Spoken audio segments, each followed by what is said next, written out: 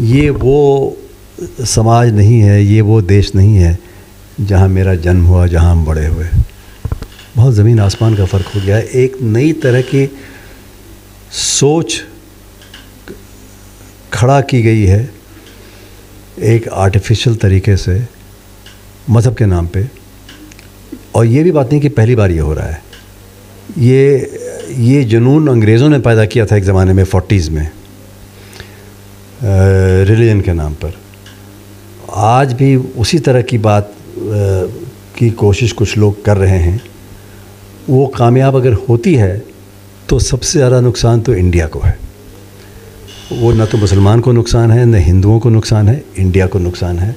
अस्सलाम वालेकुम रहमतुल्लाह। मिलत टाइम्स में खुशामदीद। मैं हूं आपके साथ शम्स तबरेज़ कासमी और मेरे साथ है मारूफ सहाफ़ी जनाब आनंद के सहाय साहब। आनंद के सहाय साहब आज मिलत टाइम्स के स्टूडियो में मौजूद हैं। सीनियर जर्नलिस्ट हैं, अंग्रेज़ी के कई सारे अखबारात से वाबस्ता रहे, प्रेस क्लब ऑफ इंडिया के सदर भी रहे हैं। उनसे जानेंगे कि इन्होंने कैसे जर्नलिज़म का सफ़र शुरू किया और सहाफ़ियों को किस तरह की जर्नलिज़म करनी चाहिए। सर, मिलत टाइम्स में खुशामदीद। हमारे लिए बहुत खुशी की बात है कि अब तशरीफ़ लाए रमज़ान के दिन में हमारे यहाँ। हम तो आए थे आपके साथ इफ्तार में के वक्त बैठने के लिए। मेरा आने का और कोई मकसद नहीं था आज। सर, ये जानना चाहेंगे कि आपने जर्नलिज़म का सफ़र कब शुरू किया, कैसे शुरू किया? हमने जर्नलिज़म का सफ़र शुरू किया कॉलेज में, जब मैं था यूनिवर्सिटी में था। एमए पास करने के बाद एमफिल मैं कर रहा था जवाहरलाल नेहरू यूनिवर्सिटी में। वहाँ के हिस्ट्री डिपार्टमेंट में इकनॉमिक हिस्ट्री में कर रहा था। एक बड़े नामी प्रोफेसर मेरे गाइड थे। वो जब सिलसिला ख़त्म होने लगा, ये इमरजेंसी के लास्ट पीरियड की बात होगी, तो पेट्रियट नाम का एक, अब वो पेपर नहीं चलता है, छोटा लेकिन बड़ा नामी अखबार था, लेफ्टिस्ट टाइप का अखबार था। और उसकी रिपोर्टिंग पेपर को भी नाज था अपनी रिपोर्टिंग पे। और जो पढ़ते थे, चाहे वो कोई भी सोच के हों कि भाई पेट्रियट में एक ख़बर आई है, पॉलिटिकल ख़बर, तो उसमें कोई बात है, तो उस पेपर के साथ हम जुड़े रहे। तो कहानी वहाँ से शुरू होती है। उसके बाद तमाम बाकी कई बड़े बड़े अखबारों में काम करने का मौका मिला हमको। दिल्ली में जितने बड़े पेपर हैं। कौन से अखबार जो जहाँ आपने काम किया? हमने टाइम्स ऑफ इंडिया में हम रहे, हिंदू में रहे, हिंदुस्तान टाइम्स में रहे, और इसके बाद कई साल हमने बम्बई का एक पेपर निकलता था, दी डेली, ब्लिट्स ग्रुप का वो डेली अखबार था, उसके हम नुमाइंदा थे दिल्ली में। हम और मेरे साथ एक और हमारे कॉलीग, सीनियर कॉलीग थे, हम 2 लोग थे। तो चाहे जहाँ रहे, काम एक ही तरह का था, जो गवर्नमेंट ऑफ इंडिया की रिपोर्टिंग होती है, पॉलिटिकल पार्टी। जर्नलिज्म के पूरे सफ़र में सबसे मुश्किल वक्त कब आपके लिए रहा, कब पेश आया? मुश्किल वक्त, इसमें मैं 2 बात कहना चाहूँगा। एक तो जो हमारे देश में जब मिलिटेंसी शुरू हुई, पहले पंजाब में और फिर कश्मीर में, और मिलिटेंसी से, ये जो मिलिटेंसी शुरू हुई उसके पहले आसाम में ये 82-83 उस दौर में बहुत ही डिस्टर्बेंस हुआ, बहुत ज़्यादा।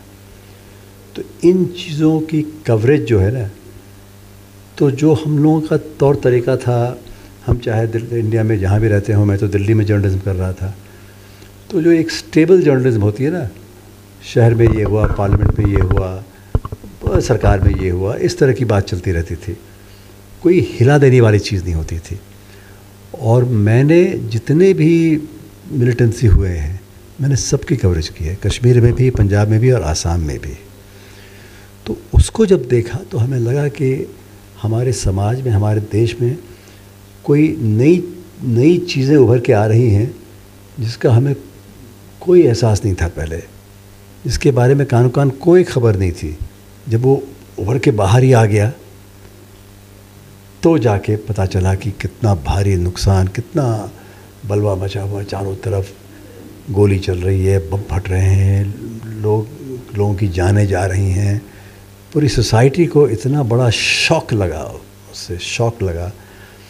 और तो तो ये हुआ, समझ में बात आई कि नहीं, सन 47 के बाद से जो एक स्टेबल सिस्टम बन रही थी उसमें कुछ गड़बड़ी पैदा हो रही है। उसकी क्या वजूहात हैं, ये समझने वाली बात है। बड़े बड़े लोग उसको एनालाइज करते थे और हम लोग जहाँ जहाँ गए, जहाँ जहाँ देखा, घूमा, तो हमारी भी समझ बनती थी उन चीज़ों को देख करके। तो ये एक लर्निंग एक्सपीरियंस इसको कहते हैं कि अपने तजुर्बे से हमने कुछ सीखा, हमने कुछ देखा, कोई नई चीज़ देखी, उसको समझने की कोशिश की, तो अपने आप से वो चलता था कि भाई ये है या ये है। और जो हमसे जो बड़े बुजुर्ग थे उनके भी समझ में बात नहीं आती थी, जो सरकारें हैं उनकी समझ में बात नहीं आती थी, पॉलिटिकल पार्टीज़ के लिए भी एक नई चीज़ थी। तो ये हमने महसूस किया। आपने कई सारे अखबारात में काम किया, तो जो अंग्रेज़ी के जो अखबारात थे जब आप काम कर रहे थे और अभी जो अखबारात निकल रहे हैं, तो दोनों में क्या फ़र्क महसूस किया आपने? क्या अखबारात अपने नहज पर बाकी हैं आज भी, या जिस तरीके से इल्ज़ाम लगता है मीडिया पर तो उसकी ज़द में ये अखबारात भी है जहाँ आपने काम किया है? हमें लगता है कि जितने भी न्यूज़पेपर्स हैं या मीडिया है, मैं टेलीविज़न की बात नहीं कर रहा, टेलीविज़न में जो जर्नलिज्म चल रही है वो प्रॉपर जर्नलिज्म तो वो है नहीं, वो जो कि हमें लगता है कि उनकी ट्रेनिंग वगैरह में भी कमी है। लेकिन जो न्यूज़पेपर्स हैं बाय लार्ज हमारे यहाँ जो अखबार जितने हैं उनमें जो जर्नलिस्ट काम करते हैं मेहनती लोग हैं, समझदार लोग हैं, अपनी फ़र्ज़ को समझते हैं। और आज जो हम देख रहे हैं कि जर्नलिज़म और जर्नलिज़म की जो सारी वैल्यूज़ हैं उसकी तौहीन हो रही है। तो इसके लिए वो जो रिपोर्टर है, जो डेस्क पे जो काम करने वाले हैं, वो ज़िम्मेवार नहीं हैं। जिनके जो अखबारों को चलाने वाले हैं, जो उसके ओनर होते हैं, ये बड़े सरमाएदार लोग हैं।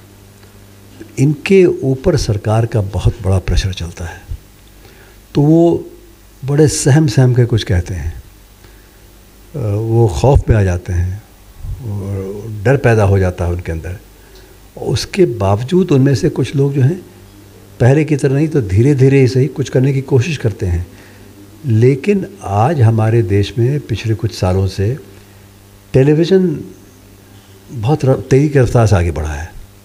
लोग देखते हैं, लोगों के पास पढ़ने का वक्त नहीं है, पढ़ने का इंटरेस्ट नहीं है, तो जो आधा कच्चा आधा पका जो सो कॉल्ड, जिसको हम जर्नलिज्म कहें भी ना कहें वो एक अलग बात है, वो चीज़ वो देखते हैं टीवी के ऊपर, तो उसी को वो जर्नलिज्म समझ बैठते हैं।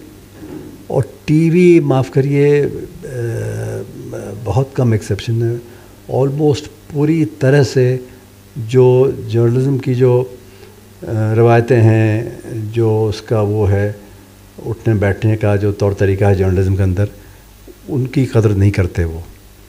वो तो टीवी पे पैसा नहीं खर्च करते रिपोर्टिंग पर, वो स्टूडियो के अंदर बैठकर ही शोरगुल, हल्ला गुल्ला, गाली गलौज, वो पहले से प्लान बना के रखते हैं कि आज इनको बुलाना है, उनको बुलाना है, उनको।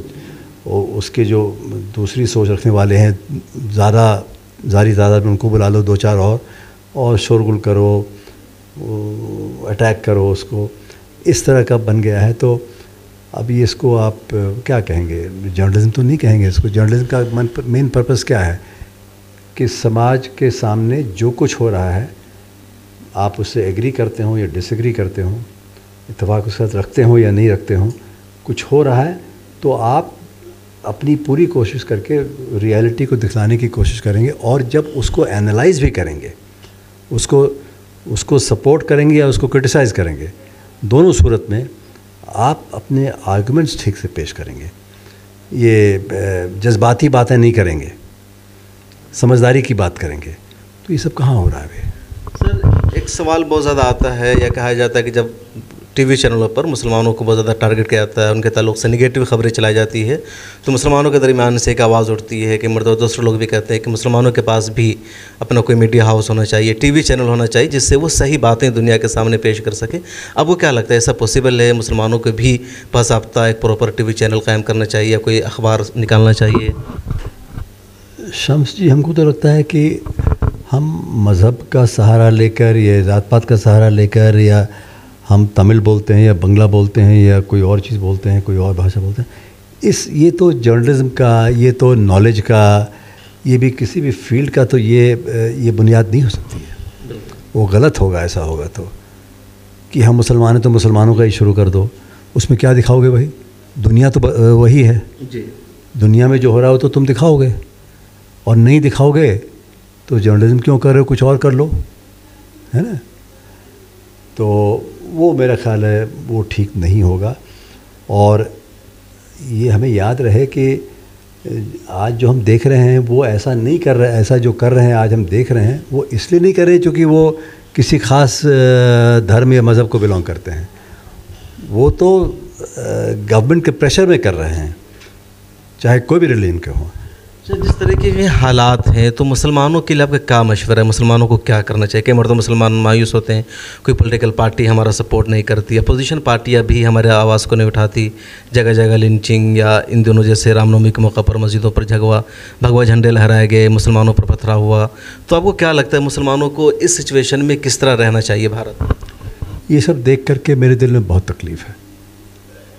कई बार मैं सो के उठता हूँ सुबह में तो मेरा मन छोटा हो जाता है। जो कल देखा था, पढ़ा था, उसके बारे में कोई बात याद आती है, अंदर से बहुत तकलीफ़ होती है।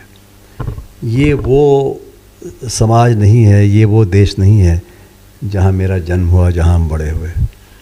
बहुत ज़मीन आसमान का फ़र्क हो गया है। एक नई तरह की सोच खड़ा की गई है एक आर्टिफिशियल तरीके से मज़हब के नाम पे। और ये भी बात नहीं कि पहली बार ये हो रहा है। ये जुनून अंग्रेज़ों ने पैदा किया था एक ज़माने में 40s में रिलीजन के नाम पर। आज भी उसी तरह की बात की कोशिश कुछ लोग कर रहे हैं। वो कामयाब अगर होती है तो सबसे ज़्यादा नुकसान तो इंडिया को है। वो न तो मुसलमान को नुकसान है, न हिंदुओं को नुकसान है, इंडिया को नुकसान है। और जितने हमारे मुस्लिम समाज के लोग हैं उन सब की अंदर के दुख दर्द को मैं समझता हूँ। और चूँकि मैं तो मुस्लिम परिवार में पैदा नहीं हुआ, मेरे अंदर इतनी तकलीफ़ है तो उनके ऊपर क्या गुजर रही होगी ये मैं समझ सकता हूँ, समझने की कोशिश कर सकता हूँ। और अंदर से इनसिक्योर फील करना, सहमा सहमा सा हमेशा फील करना, लगे कि भाई ना तो कोई हमको हेल्प कर सकता है गवर्नमेंट में, ना पॉलिटिकल पार्टीज़ हमें हेल्प कुछ कर सकती हैं। लोग हाथ पैर मारते रहेंगे। लेकिन हमको ये भी चलना समझ कि अगर आप या तो चुपचाप बैठे रहिए, और तो भी उसमें आपका कोई फ़ायदा नहीं है। बेहतर ये है कि बिना वायलेंस पर उतरे, वायलेंस को एकदम हटा देना चाहिए अपने सामने से। और बाकी जितने लेवल हो सकते हैं सोसाइटी के अंदर, पॉलिटिकल लेवल और दूसरे लेवल, इस सब पर जाकर अपनी बात कहने से घबराना नहीं, अपनी बात को सामने रखना साफ साफ तौर पर, ये बहुत ज़रूरी है। एकजुट रहना। और ये नहीं कि हम आपको अपने आप को जोड़ना है। जितनी भी अलग अलग कम्युनिटीज़ हमारे पास रहती हैं, जब तक आपको एक दूसरे का सहारा नहीं होगा तो कोई हेल्प नहीं कर सकता है। तो सरकारें कुछ और करती हैं तो सरकार के ख़िलाफ़ खड़े हो जाइए। मैंने पब्लिक की एक दीवार बना लीजिए उनके सामने। जो गांधी जी ने क्या किया, मैं तो भाई गांधी जी के रास्ते पे चलने का मैं हिमायती हूँ। और वो तो लॉर्ड माउंटबैटन ने कहा था उनके लिए कि वन मैन बाउंड्री फोर्स है। जब कम्युनल राइट्स चल रहे थे 47 के ज़रा सा पहले और उसके बाद भी, तो माउंटबैटन ने रिक्वेस्ट करके भेजा था गांधी जी को कि ये दंगा फसाद रोकने का आप अकेला जा सकते हैं और कोई पुलिस फोर्स नहीं कुछ कर सकती है। गांधी गए और चूँकि उनके अंदर वो ताकत थी उसको लोग देखते थे, समझते थे। तो गांधीयन वैल्यूज़ को ही आगे रख कर के, और गांधीयन वैल्यूज़ क्या हैं कि सच बोलने से पीछे मत हटो, किसी भी सूरत में वायलेंस का सहारा मत लो, ठीक है। और सरकार जैसी भी हो, अगर गलत कर रही है तो उसको गलत कहो, उसमें पीछे मत हटो। और तुमसे जो एग्री करे या ना करे, जो ना करे उसके साथ भी प्यार का बर्ताव रखो, और जहाँ तक हो सके उसको अपने साथ लेकर चलो। ये हैं गांधीयन वैल्यूज़। ये हम सब तो गांधी नहीं बन सकते, तो उसको इम्प्लीमेंट, उस पर अमल करना इतना आसान नहीं है, लेकिन जब हम ऊंचा कोशिश करेंगे तभी तो उससे 2 फुट नीचे गिरेंगे, तो फिर भी वो एक लेवल मेंटेन होनी चाहिए, ये मैं समझता हूँ। बहुत शुक्रिया। तो हमारे साथ थे सीनियर सहाफ़ी जनाब आनंद के सहाय साहब। उन्होंने बातचीत की, कैसे उन्होंने सफ़र शुरू किया, क्यों जर्नलिज़म उन्होंने शुरू किया, सारी बातों पर उन्हें तफसील से रोशनी डाली और मौजूदा दौर में क्या करने की ज़रूरत है, हालात कैसे, इस पर भी आपने अपने ख़यालात का इज़हार किया। बहुत शुक्रिया सर, आप तशरीफ़ लाए और आपने हमारे साथ बातचीत की। आप हमारी गुफ्तगू के बारे में क्या सोचते हैं? हमारी वीडियोस देखने के लिए बेहद शुक्रिया। मिल्लत टाइम्स की खबरें पढ़ने, सुनने और देखने के लिए गूगल प्ले स्टोर से ऐप डाउनलोड करें। यहां आप उंगली की क्लिक में पढ़ सकते हैं 4 ज़बानों में न्यूज़, उर्दू, हिंदी, अंग्रेज़ी, बांग्ला। आप ऐप पर मिल्लत टाइम्स की वीडियोस भी देख सकते हैं। अगर आप YouTube पर देख रहे हैं तो रेड बटन को दबाकर चैनल को सब्सक्राइब करें और बेल आइकन ज़रूर दबाएं। फेसबुक पर देख रहे हैं तो पेज को लाइक और फॉलो ज़रूर करें। ट्विटर और इंस्टाग्राम पर भी मिल्लत टाइम्स को फॉलो करें। मिल्लत टाइम्स की स्टोरीज हासिल करने के लिए टेलीग्राम और व्हाट्सएप पर बराह रास्त हमारे साथ जुड़ सकते हैं। हमारे काम से आप मुतमईन हैं तो इसे जारी रखने और मजबूत बनाने के लिए हमें सपोर्ट करें। स्क्रीन पर दिख रहे और डिस्क्रिप्शन में दिए गए अकाउंट नंबर पर मिल्लत टाइम्स को अपनी रकम भेज सकते हैं।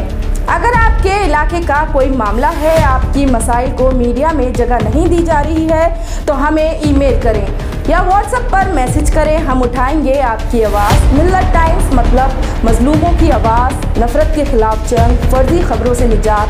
www.millattimes.com